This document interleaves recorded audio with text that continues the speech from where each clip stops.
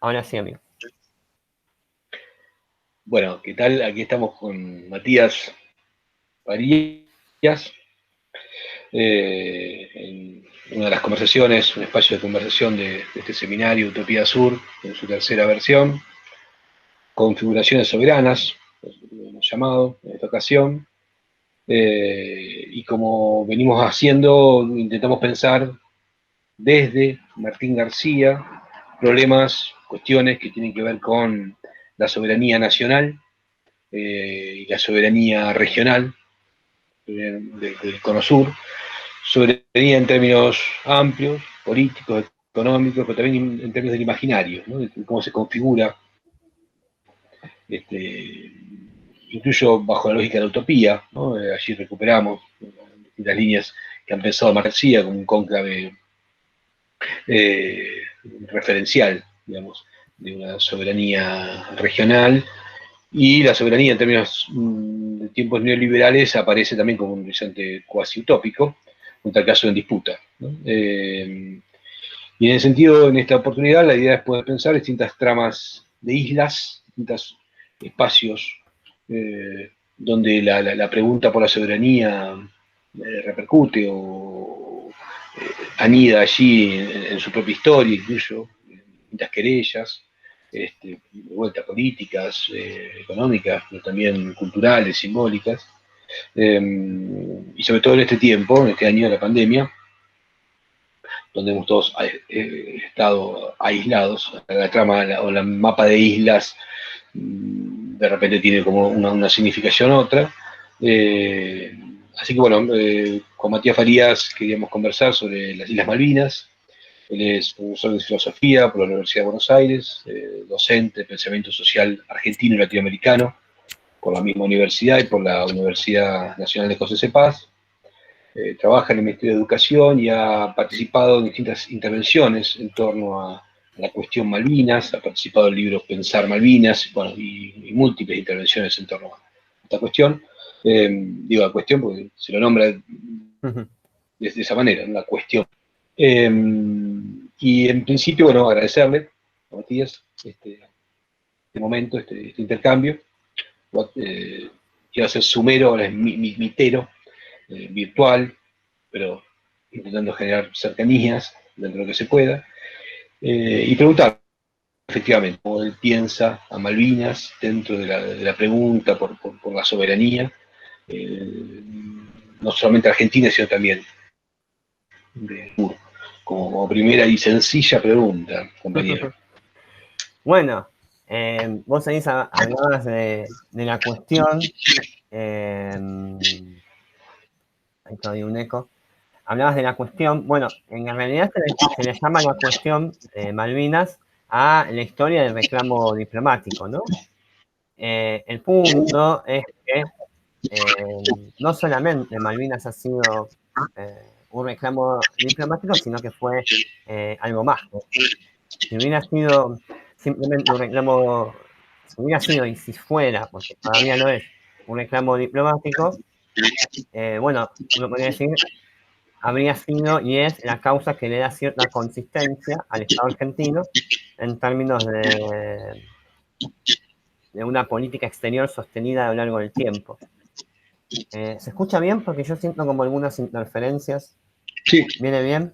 lo escucho bien, ¿eh? Bueno. Sí. Entonces uno puede decir, en tanto cuestión, yo creo que es la idea que por mayor y más largo tiempo sostuvo el Estado argentino. Este, capaz que sabes qué es, que es el eco de mi voz en tu compu. Y, digamos, en ese sentido, digamos, uno puede decir, ahí está la idea de la cuestión. Pero además de una cuestión, en general, Malvinas es evocada, sobre todo en el ambiente malvinero, como una causa, ¿no? Y cuando aparece la idea de causa, aparece, bueno, un conjunto de significados que tienen que ver con la utopía, pero también con un sinnúmero de cosas que hacen bueno, que Malvinas sea un símbolo que mucha gente, por ejemplo, se tatúa en el hombro, ¿no? En el brazo. No cualquier símbolo, y mucho menos un símbolo ligado a lo nacional, es elegido por millones o miles, o para pegar, o para armar un mural en la esquina del barrio, vincularlo con el club, pegárselo en el brazo, sostener un cartel que ponga la cantidad de kilómetros que median entre la propia localidad y las islas. Entonces yo creo que si vos me decís en qué sentido Malvinas tiene que ver con la soberanía, yo diría entonces, bueno, en dos sentidos, los dos muy importantes. Uno es que es un problema de Estado. Es un problema de Estado, es el conflicto más importante del Estado argentino hoy. Y ha sido por largo tiempo el conflicto internacional más importante y le dio cierta coherencia al Estado argentino esta cuestión, ¿sí? Pero sobre todo, Malvinas nos ha enseñado en términos de soberanía a pensar qué significa un pueblo argentino. Entonces yo colocaría ahí la pregunta por el nexo entre Malvinas y soberanía, ¿no? En tanto metáfora de la nación, nos ha permitido confrontar incluso, ¿no? Acerca de qué significa el pueblo argentino, sin duda. Habría que hacer entonces un recorrido, digamos, me interesa, ¿no? Digamos, Seba, pero yo diría esas dos cosas. Y después lo tercero que diría en relación con tu presentación es que no deja de ser sorprendente que convoques al asunto Malvinas en términos de utopía. Sorprendente y al mismo tiempo súper acertado, a mi entender. Lo que ocurre es que después de 1982, asociar Malvinas con alguna dimensión utópica parecía una suerte de contrasentido. De hecho, se llegó a asociar la palabra Malvinas con la idea misma de una guerra, como si fueran sinónimos. Cuando hablas de Malvinas, hablas de una guerra, y no de una guerra cualquiera, sino de una guerra que ha sido, sobre todo en los años 80, y al interior de determinados grupos, pensada como una guerra absurda. Y ahí yo creo que hay un tema muy interesante para pensar, porque yo diría, retomando tus palabras, que pocos símbolos como las Malvinas permitieron a distintas generaciones de argentinos pensar y contar con algún tipo de horizonte utópico, y sin embargo, digamos, la guerra, digamos, da de lleno con esa construcción a tal punto que genera una zona de anomia, porque justamente el símbolo que había sido asociado con cierto horizonte utópico de los argentinos pasa a ser declarado, sentenciado en algunos grupos sociales como el sinónimo de lo más absurdo, ¿no?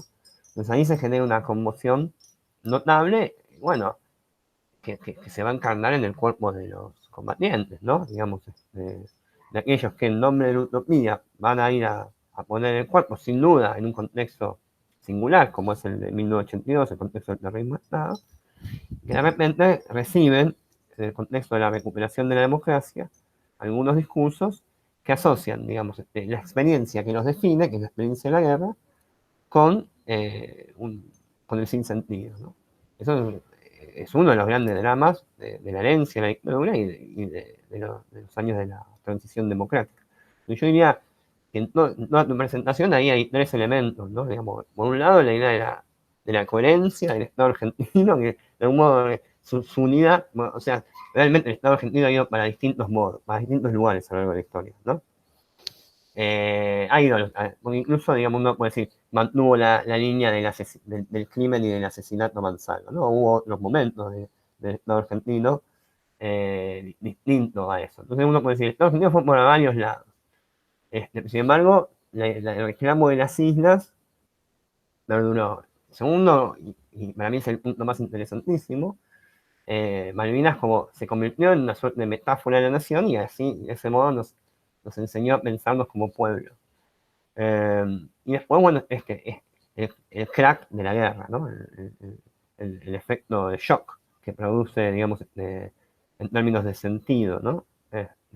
La guerra. Así que yo creo que hay una agenda interesantísima para trabajar, para asociarlo con otras islas, ¿no? También. Sí, bueno, interesante la idea de metáfora de la nación, ¿sí?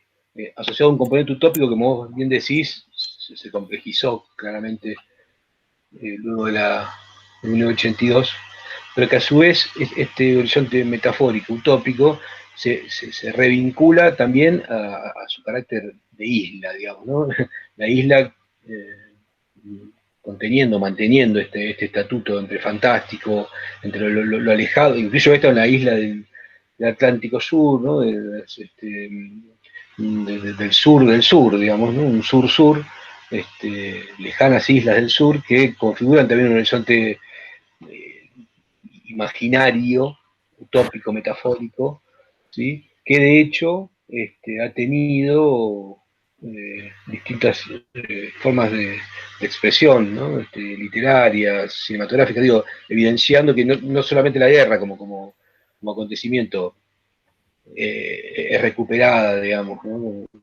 Como forma también incluso hasta espectacular o espectacularizada, sino aquí se suman distintos elementos. Por un lado, lo que vos decís, la mantención, digamos, de esta causa, de esta cuestión, de símbolos, pero a su vez, ¿no? Asociado al estatuto también siempre utópico de la isla, ¿no? Como de la isla, como el espacio del ensueño, el espacio donde eventualmente puede reconfigurarse el todo, ¿no? Una especie de pequeñas y lejanas islas del sur, todo puede reconfigurarse o todo puede sostenerse y reconstituirse bajo una idea ni más ni menos que la del pueblo, ¿no? En ese sentido, te quería preguntar sobre estas representaciones, ¿no? Que ha habido, eh, incluso conversando con unos compañeros del proyecto Martín García, eh, recordábamos una película, a mi entender, un poco problemática, como es La forma exacta de las islas, no sé si la has visto, donde unos excombatientes dan una frase fundamental para mí,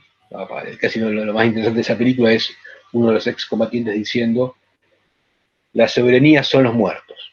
¿Sí? La soberanía son los muertos. ¿No? Una frase tan estupenda como escalofriante, pero digo, ha habido una serie de materiales, no sé si eh, querrías pensar alguno de ellos como que se ajustan más a este estatuto que planteás, Sí. como... Y bueno, a mí, Sí. mira, a mí me gusta mucho, vos me dijiste que cuando me presentaste que laburo ahí en Educación y Memoria, Ministerio de Educación de la Nación. Bueno, de algún modo, de algún modo decir, tiene que ver con ese trabajo, con muchos años de trabajar estos temas en la escuela. Entonces, uno de los elementos con los que trabajamos siempre, que ahora lo estoy mirando, es la carta del maestro Julio Cao a sus alumnos de la escuela número 32 de la Ferrer. Julio Cao era un maestro, bueno, en esta escuela, que ya había realizado, digamos, el servicio militar obligatorio, pero bueno, se entera del desembarco en Malvinas y se autoconvoca, digamos, se alista como voluntario para ir a la guerra, ¿no? Y Cabo en medio de las islas, ya en las islas, a finales de abril unos días antes del inicio de los bombardeos ingleses, escribe una carta a los directivos, que fue todo muy repentina, su decisión, etcétera, explicando, digamos, por qué había tomado la decisión de alistarse como voluntario, y envía dentro de esa carta una carta a sus alumnos de tercer grado. Una carta que suele ser muy utilizada, muy leída. Desde el 2007, además, es propuesta como material para el efeméride del 2 de abril, ¿no? Porque además para la escuela es muy interesante en la medida en que aparece la figura del maestro y del soldado al mismo tiempo. Entonces yo quería leer una partecita que llega que es la parte donde Cao se refiere, digamos, quiere que la directora le haga saber a los alumnos lo que sigue. A mis queridos alumnos de tercero D, no hemos tenido tiempo para despedirnos y eso me ha tenido preocupado. Muchas noches aquí en Malvinas, donde me encuentro cumpliendo mi labor de soldado, defender la bandera. Espero que ustedes no se preocupen mucho por mí, porque muy pronto vamos a estar juntos nuevamente y vamos a cerrar los ojos y nos vamos a subir a nuestro inmenso cóndor. Y le vamos a decir que nos lleve a todos al país de los cuentos, que como ustedes saben, queda muy cerca de Malvinas. Y ahora, como el maestro conoce muy bien las islas, no nos vamos a perder. Chicos, quiero que sepan que a las noches, cuando me acuesto, cierro los ojos y veo cada una de sus caritas riendo y jugando. Cuando me duermo, sueño que estoy con ustedes. Quiero que se pongan muy contentos porque su maestro es un soldado que los quiere y los extraña. Ahora solo le pido a Dios volver pronto con ustedes. Muchos cariños de su maestro que nunca se olvida de ustedes. Julio Cao, ¿no? Parece que es impactante la carta porque simplemente se puede como dar, digamos, muchas horas debatiendo sobre esta carta. Yo creo que la carta está todo, ¿no? O hay buena parte de lo que me parece interesante pensar alrededor de Malvinas. Por un lado, el horizonte utópico, ¿no? Es decir, el maestro escribiéndole a sus estudiantes de tercer grado que hay un tesoro, que él está en un lugar que está cercano a cierto tesoro que tiene que transmitir, se ve obligado a transmitir y a escribir incluso antes de la carta. Es decir, asocia, como vos decías antes, a Malvinas con ese país de los cuentos. Y además que aparece la figura del cóndor, etc. Es decir, está condensada en esas líneas cómo Malvinas fue construida. En todo caso, podemos ver, o podemos charlar de manera más específica sobre eso, cómo fue construida como cierto horizonte utópico de los argentinos, ¿no?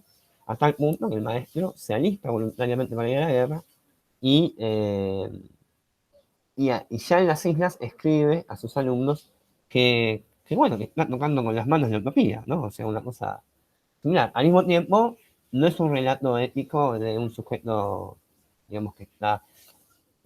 hay un momento en la carta de la carta a los chicos que dicen, solo le pido a Dios por volver, ¿no? O sea, hay algo de titubeo, ¿no? O sea, también ahí, y además el concepto, ¿no? Digamos, la frase, solo le pido a Dios. Bueno, y al mismo tiempo, no puedo decir, es interesante por el modo en que los sentidos abigarrados alrededor de Malvinas se condensan en esa carta, y también porque muestran la historicidad. Hoy es muy difícil encontrar que alguien, menos un maestro, o escriba que en las Malvinas está, o no es tan sencillo, ¿no? Que en las Malvinas está el país de los cuentos. Entonces, la zona de sentido con la que de diálogo es más bien un poco lo que vos sostenías. La patria son los muertos, ¿no? Esa idea de... ¿En esos términos dijo, Malvinas son los muertos o la patria son los muertos? ¿Cómo es la frase de Seba? No te lo digo. La soberanía Las son los Malvinas son los muertos. muertos. Ahí La está. soberanía. Ahí está. Es decir, Malvinas como causa soberana, es decir, Malvinas es la causa soberana de los argentinos y la soberanía son los muertos, entonces las Malvinas son los muertos, uno podría inferir, ¿no? Hacer una cadena asociativa de esa. Es decir, entonces la pregunta ahí que me parece interesante es justamente esa, cómo el país de los cuentos se convierte en el territorio de los muertos, ¿no? ¿Qué es lo que pasó ahí? Lo cual no quiere decir que quede absolutamente sustraído ese horizonte utópico en tiempo presente. Porque aparece la figura de la vuelta, ¿no? Los combatientes dicen, volveremos a Malvinas. Y ahí aparece la pregunta acerca de qué significa volver ahí. Y la respuesta a eso tiene que ver con el intento de reconstrucción de ese horizonte utópico, no me cabe duda. Pero, digamos, lo que yo quiero decir con esto es que me parece muy interesante la propuesta de pensar a Malvinas alrededor de la utopía en un tiempo donde el gesto más inmediato que se tiene en términos de la construcción histórica y del significado político y también histórico del terrorismo de Estado es asociar a Malvinas no con la utopía, sino con la tragedia, ¿no? Inscribir a Malvinas en la zona de la tragedia antes que de la utopía, ¿no? Entonces ahí me parece que es interesante. Y después, bueno, yo simplemente quería decir un par en términos de escrituras, yo creo que la literatura empieza a elaborar después del 82. No es que antes no hubiera, ¿no? Pero digamos, los discursos literarios, de algún modo, son los discursos que encuentran en Malvinas un terreno propicia para trabajar entre la tragedia y la comedia, ¿no? Malvinas como paso de comedia o Malvinas como tragedia, ¿no? Muchas intervenciones tienen que ver con eso, ¿no? Y con esta idea de cierto distanciamiento respecto a la idea nacional, ¿no? Quiero decir, Walsh es el escritor de la Revolución, Fouil es el escritor de Malvinas. Entre Walsh y Fouil hay una distancia enorme. Y sin embargo son contemporáneos, ¿no? Entonces uno puede decir, por ejemplo, Walsh decía que escribía la carta a la Junta Abierta Militar para dar testimonio en tiempos difíciles. Fouil, en la contratapa de los años 90 de Los Pichis Ciegos, que es una de las referencias, no mi preferida, pero sin duda insoslayable, en los 90, que es cuando se convierte en bestseller, Los Pichis Ciegos, porque es un dato, si se lo escribe Fouil en el momento mismo que se está, según dice él, digamos, se está produciendo la guerra, pero bueno, circula en un ámbito reducido. En los 90, a mí no es casual eso, se convierte en un bestseller. Dice, la novela no quiere demostrar nada, y sus personajes no están en condiciones, no, eso lo dice Sarlo de él. Pero él levanta lo que dice Sarlo de su novela, ¿no? Dice, al escribirla, esto lo dice Fouil, estaba lejos del autor cualquier preocupación sobre el acontecimiento, dice de sí Fouil. Como decía por entonces, digo, estaba escribiendo solo acerca de mí, de la revolución, la contrarrevolución, el amor, el comercio, la democracia que sobrevendría. Pero subrayo esto, ¿no? Cuando escribió Michiciego, Fouil dice que estaba lejos de cualquier preocupación sobre el acontecimiento, ¿no? Sí, ahí me parece que hay, y eso es lo que hace clásica esta novela. Esta novela anuncia en un sentido la posverdad. Está anunciando un tiempo donde es posible escribir sobre Malvinas sin tener ninguna preocupación sobre ese asunto. Cao escribe la carta en otro tiempo histórico y sin embargo cronológicamente coinciden, ¿se entiende? Es decir, para Cao no podía haber otro sentido que escribir esa carta a los estudiantes porque su entero periplo lo llevaba ahí. En cambio, Fouil ya está fuera. Y porque está fuera puede escribir una de las novelas más geniales sobre Malvinas, diciendo justamente que no le interesa nada a las Malvinas, ¿no? Es decir, o sea que es una novela sobre él. Uno puede decir, si le creemos a Fouil, podríamos decir que Fouil está anunciando la posverdad. Porque decir, anticipando, ¿no? Decir que se puede escribir de las Malvinas sin que te importen las Malvinas es inaugurar la posverdad. Es inaugurar una relación irónica o paródica o distanciada con el sentido, que es propio, ¿no? De lo que viene después de la dictadura, es definitorio de ese tiempo.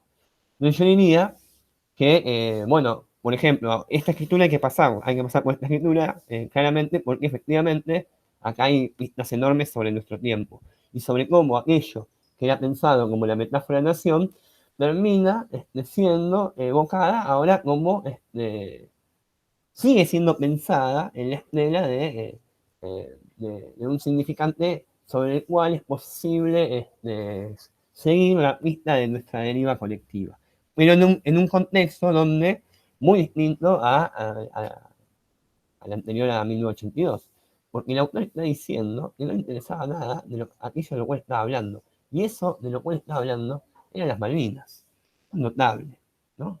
Pues ahí hay algo muy... Yo prefiero otros, después en todo caso si querés lo compartimos. Yo simplemente también, no, estoy hablando mucho, no sé si querías decir algo. No, bueno, excelente referencia. Bueno, la carta de Cabo no la conocía, la verdad es notable. Que por un lado también me remite a las muchas cartas que se escribieron en Martín García, cartas históricas, desde Rubén Darío hasta Perón, anunciando su retorno. Hablaste del volver o el retorno. para ni más ni menos fundar el peronismo, el 17 de octubre, ¿no? Una carta que se escribe en la propia isla, ¿no? Anticipando ese retorno, y que Martín García también son los muertos, ¿no? Martín García está los muertos que han fundado la nación también, quiero decir, ¿no? Desde la conquista del desierto, la guerra del Paraguay, todas los espacios, el espacio de confinamiento y de reclusión que generó Martín García también ha configurado allí desde ese cementerio del Río de la Plata, otro cementerio en el Río de la Plata, otra marca también para poder pensar, en este caso históricamente, la configuración nacional y regional. No, y pensaba por un lado, con respecto a lo que decías de Fowey, que esa referencia, yo no tenía ningún tipo de interés, en otro sentido es la que recupera, o es la que da inicio, porque después se transforma en otra cosa, que muta, el propio sujeto muta, es el propio Walsh, digo, en la Operación Masacre, digamos, ¿no? Claro, claro. Estaba jugando al ajedrez, Totalmente. ¿no? No le importa, algo de la historia le pasaba por la ventana, pero ese comentario al oído, hay un fusilado que vive, lo hace ingresar a la historia y lo muta como sujeto. Y no pasa lo mismo con Fowey, ¿no? No, claro, ¿no? Es interesante. Es interesante porque a él le interesan los pichis, los desertores, los que están afuera ya, ¿no? Digamos, los que están fuera de la nación, ¿no? Fuera de la lógica, podríamos incluso llamarla utópica, pero también sacrificial, ¿no? O sea, aparecen esos dos elementos, sobre todo con esta insistencia en la idea de la soberanía es la muerte. Y ahí hay un tema fundamental, porque también hay una discusión sobre cuál es el sentido de la muerte en Malvinas, ¿no? En polémica incluso con los modos en que se ha elaborado colectivamente la muerte en el centro clandestino de detención. ¿Sí? Muchos excombatientes veteranos sostienen que no es el mismo tipo de muerte y por ende no pueden ser amalgamadas en las muertes. El desaparecido no es el héroe, no es lo mismo, ¿no? Y es un tema muy delicado, muy delicado. Pero cuando aparece la idea de que la soberanía son las muertes, hay muchas discusiones ahí en juego, en términos eh, de la afiliación de la idea nacional con los muertos. Nosotros, cuando tenemos que dar, ya eso aparece claramente en el centenario, ¿no?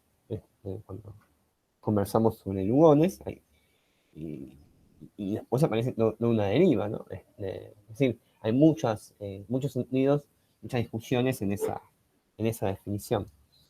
Porque uno puede decir la soberanía es la muerte en términos de que exhibe el carácter sacrificial del Estado moderno en su máxima pureza, o puede decir que la soberanía son los muertos en el sentido de que la soberanía es la deuda con esos muertos, ¿no? Y puede decir también las dos cosas a la vez. Y puede querer decir, bueno, o sea, que esos muertos son muertos en términos de héroes, ¿no? Hay una ley incluso que así lo plantea. Y el problema ahí es qué pasa cuando esos héroes son también torturadores, que los hay. Astiz estuvo dentro del teatro para citar un ejemplo muy conocido. Es decir, ahí Malvinas, ese es el problema que aparece después del 82, me parece, Sebastián. Que hasta el 80, eso lo dice Rosana Huber, ¿no? ¿Por qué Malvinas? Hasta el 82, Malvinas claramente podía aparecer como la prenda de unidad de los argentinos, de un conjunto, de una sociedad que al interior del continente cada vez tenía menos acuerdos. Pero, digamos, Palacio como socialista, Blusac como liberal, Hernández como federal, los Cóndores como peronistas, por citar algunas de las intervenciones más resonantes en la historia política argentina en relación con las Malvinas, todos decían que las Malvinas son argentinas. Es cierto, discutían qué significaba Argentina en ese enunciado, las Malvinas son argentinas. Digamos, no puede decir, Malvinas funcionaba como una prenda de unidad, ¿no? Como un punto de escape, de fuga ideal, ¿no? en medio de un continente donde las cosas cada vez se complicaban más, ¿no? Se perdía la pérdida de rumbo, ¿no? La idea del extravío del rumbo de la nación. Uno puede decir que después del 82, o por lo menos eso dice Rosana Guber, después del 82, las islas se continentalizan, pasan a ser parte de las disputas del continente, ¿sí? Tenés a Zein el-Nim y tenés también a los compañeros del CECIN, por ejemplo, denunciando a la oficialidad. Entonces ahí aparece ese tema, ¿no? Y tenés al kirchnerismo, que es fundamental. No estaríamos hablando de Malvinas sin el kirchnerismo, lo quiero plantear, porque el kirchnerismo intenta hacer algo, bueno, interesantísimo, ¿no? Digamos, o sea, unir el discurso de los derechos humanos con el discurso soberano, de la idea de la soberanía, ¿no? Y ese movimiento se corona construyendo un museo en plena ESMA, ¿no? Como si uno dijera, bueno, es una manera de recuperar el horizonte utópico. Es decir, es como, uno diría, esa creación de ese museo es seguir construyendo políticamente en la saga del no al alta, ¿no? ¿Cómo puede haber un museo en un campo de concentración, digamos? O dentro del centro clandestino de la represión más emblemático. Lo podemos hacer primero para mostrar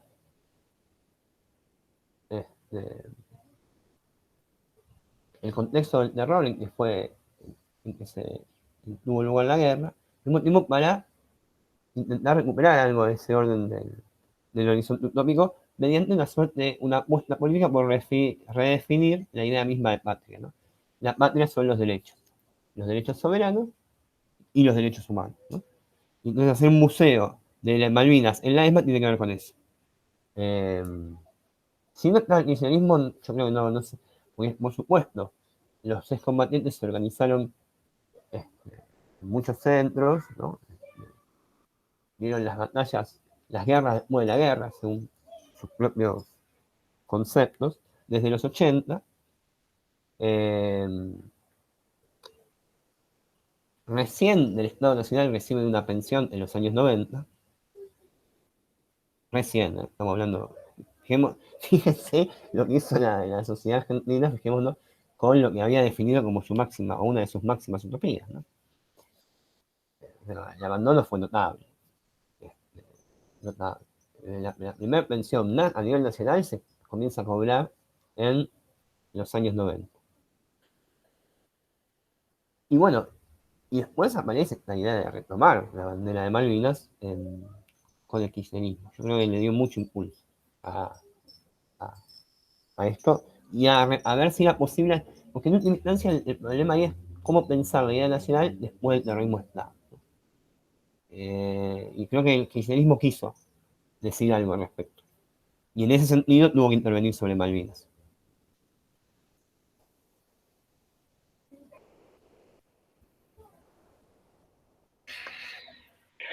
Sí, sí, de hecho, una de las charlas que hicimos con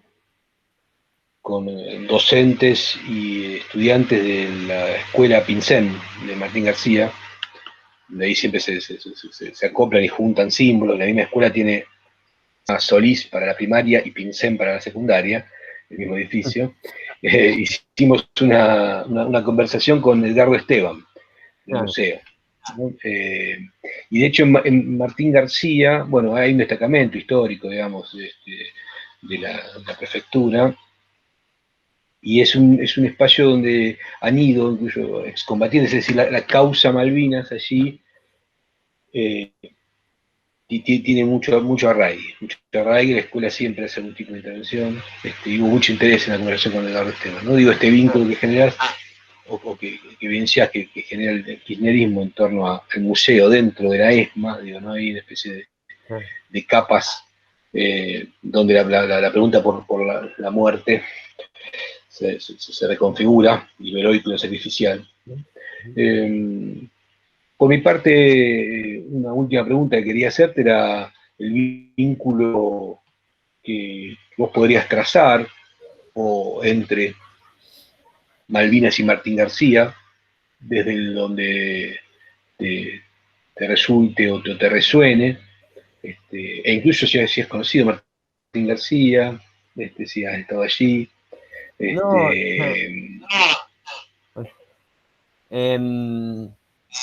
como ese, no, conozco muy poco. Tengo, hay que hace como un eco, me parece. Perdón. No, conozco muy poco, Sebas, y me gustaría conocer mucho más de esas islas, ¿no? Cuando vos me ofreciste hacer una charla, el gran imaginario, y entiendo que todo lo que están haciendo ustedes, todo lo que estás laburando también vos, es sacarlo justamente de ahí, es que, bueno, aparece esta idea de Martín García como un espacio de confinamiento. Y en este sentido, las Malvinas aparecían como un punto de, digamos, no como el lugar donde hay que confinar a alguien, sino el lugar por el cual había que comenzar para liberar a la entera nación, ¿no? Me parecía en ese sentido que eran islas contrastantes. Yo de algún modo había punteado, ¿no? Digamos, ya en el siglo XIX, Hernández habla del problema de Malvinas como un símbolo de despojo, digamos, de un enemigo externo, pero también producto de cierta, cierto, cierta impericia, cierto mal gobierno por parte de las propias élites locales, ¿no?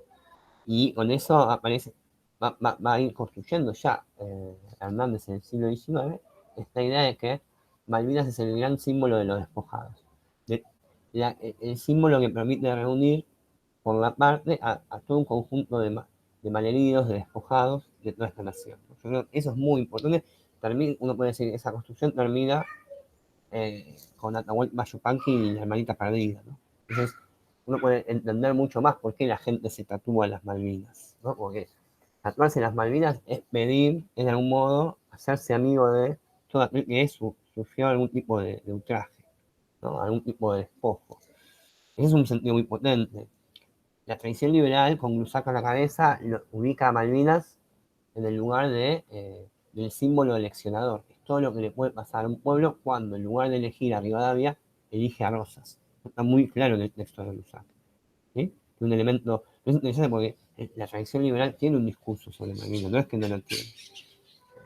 Estos liberales de ahora no conocen esa tradición, pero digamos, la tradición liberal tiene un discurso. Y uno puede decir en términos forjistas, en términos que va de Forja a Cristina Berrier, pasando por Dado Cabo, esto que te decía recién, ¿no?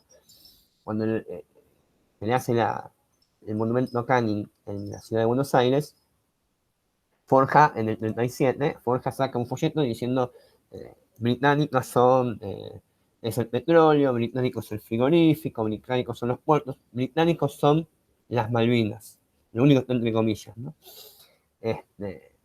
Los designios de Canning se han cumplido, por eso le hacen un monumento en esta ciudad, le falta decir esta ciudad vendida, ¿no? Es decir, Malvinas como aquello que evidencia, es el símbolo más patente de la estructura semidependiente o dependiente de la Argentina. Por lo tanto, Malvinas es lo que anuncia que la Argentina verdaderamente no se ha emancipado, que la revolución del siglo XIX fue una revolución formal y que hace falta la emancipación de la patria y no está mal empezar por ahí. No, por eso, no por casualidad, van a ir dando cabo, ¿no? O sea, en los años 60, además, donde uno, me parece esta idea donde todo es posible, ¿no? Agarrar un avión de aerolíneas, torcer su rumbo y hacerlo aterrizar. Y con la participación de Cristina Berrier. O sea, ahí aparece, además de la idea de la recuperación y emancipación de la patria, aparece la idea de la rebeldía, porque Cristina Berrier era sobrina del ministro de Economía de la Revolución Libertadora y era hija de un juez recontra gorila, ¿no? La piba va con Cao y con otros 16 muchachos a las Malvinas, 15, ¿no? En total eran 17. ¿No? A las Malvinas. Eso es decir, bueno, es patear el tablero con la propia clase, ¿no? O sea, las Malvinas permite también, como los cánticos en la cancha de fútbol, o como los cánticos en un recital de rock and roll o de cualquier género, hay algo del orden de la rebeldía que permite tramitar Malvinas. Y yo creo que la medida en que desencadena todos esos elementos, se pueden armar muchísimos diálogos con Martín García. Yo, para no limar más, me gustaría solamente mencionar lo que para mí sí es la referencia más notable que yo encontré en términos culturales respecto a Malvinas, que es el libro de Gustavo Caso Rossendi, Soldados, y que fue editado por el Ministerio de Educación en el año también 2007. Yo quería terminar con un poema de él, para los que somos maestros, somos docentes, tiene una potencia tremenda, y yo creo que desde acá se pueden armar muchos puntos de cruce con todas las islas de nuestro país. El poema se llama Inés French y dice así: le hubiese temblado la tiza a la maestra pionera en dibujar vocales para los indiecitos del sur. Si viviera, digo, le hubiese temblado la tiza para escribir paz, peace, love, amor. Menos mal que ya no está, pensó, el soldado de uniforme mugriento. 80 y pico tenía cuando nos dejó. ¿Qué palabras hubiese escrito ahora que los indios caemos pronunciando esas vocales? ¿Le hubiese temblado la tiza a mi abuela inglesa? Si viviera, digo, ¿le hubiese temblado la tiza hoy que la noche parece un pizarrón borroneado? Pensó el soldado de uniforme mugriento. Me parece fenomenal porque, y ya para cerrar, porque de algún modo lo que el poeta nos está diciendo es que cuando vamos a hablar de las Malvinas, vamos a hablar de la historia de la utopía en la Argentina, vamos a hablar de la historia de la soberanía de la Argentina, vamos a hablar del modo en que nos pensamos como pueblo, pero vamos a hablar de todo eso atravesados por una suerte de temor y temblor, ¿no? Un temor y temblor que aparece ahí cuando como docentes escribimos, porque seguimos escribiendo esa oración, porque creemos en ella, que las Malvinas son argentinas, pero escribimos con temblor, ¿no? Hay una historia. Y me parece también notable esta idea de que la vamos a escribir en un contexto donde ese proyecto de país, donde el normalismo, uno puede decir en términos educativos, ¿no? Donde se creía que la palabra peace y la palabra love, peace, paz, amor y love eran traducibles de manera transparente, se quebró. El pizarrón está borroneado, ¿no? Y los indiecitos cayeron, ¿no? En nombre de esa nación. Ahora, al mismo tiempo, en el momento mismo donde emerge la mayor tragedia, hay algo del orden del sentido que se libera. Y eso es lo paradójico, ¿no? Pero también puede ser lo potente. En el sentido de que, bueno, podemos ver también a través de Malvinas, a través de los muertos, a través de la tragedia, que esos indiecitos somos nosotros, ¿no? Con la marca también de la maestra normal, ¿no? Que escribió, que es la abuela de este soldado mugriento, ¿no? Y que le hacía pronunciar esas vocales. Entonces me parece como que hay algo del orden de un sentido que se libera, que antes no estaba imposible de ver, cuando el sentido estaba cooptado por la idea de que si decís peace, estás diciendo paz, y si decís love, estás diciendo amor. Es fenomenal el poema. Y bueno, todo el libro es así. Y es combatiente, ¿no? O sea, es como un combatiente que es uno de los mejores poetas de su generación.